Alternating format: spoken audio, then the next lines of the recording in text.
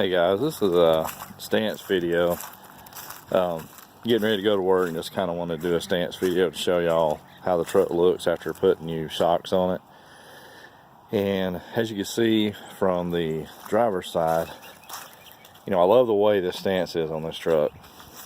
I like the lower look, but it rides like crap. The back leaf springs had two springs cut in half, two leaf springs cut in half. You hit a bump, you feel every single inch of it. It rides pretty rough when you're hitting bumps. As long as you're on a straightaway, it runs pretty good. But I love the way this sits. But as you can see on the front here, can't get my fist in there at all. And then you come around to the other side, and it's four-wheel drive. I can actually put nearly my whole fist in there, which I can. And looking at the springs, and it looks like they're factory springs and somebody cut them, and there's no isolators or anything in there. So I don't know if buying some Beltec or some kind of lowering spring to put in there will make it ride any better. I don't know if I need to buy the coils, the spindles with the coil springs to get the ride height I'm looking for from the way it looks on the other side. I like the way the rear end is setting. It's setting about right, but like I said, somebody cut some leaf springs out of it. Well, you can't really tell from here, but they're in there, but they're cut in half. I had to crawl in the truck to show what I'm talking about, but it rides pretty rough.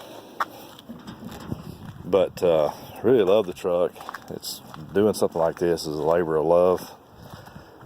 Half the time I want to just sell it, but you know, looking at it, it's not a looker as far as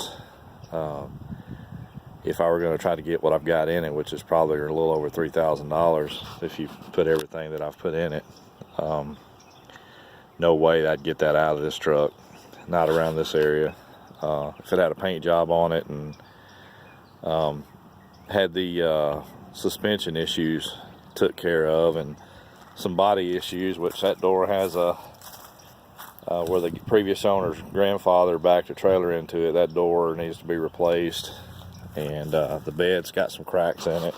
It's fiberglass, which my son is really good at fiberglassing. I'm going to fix that probably this weekend if I can get him still enough to do it from fishing and riding his motorcycle. At which, as you can see, this right here, when the guy replaced the door pins, instead of taking the time and getting the pins in there right where the door would shut good, it looks like he might have got frustrated and just opened the door up and bent the fender and the door, which for it to be perfect, really probably have to replace them. I don't know if you can fix that or not. Probably not. I can get fenders off eBay for about $50 to $75 coming primer. Which is probably what I'll do. Finding these doors is going to be the biggest thing, because I don't want electric. They're a pain in the ass to deal with.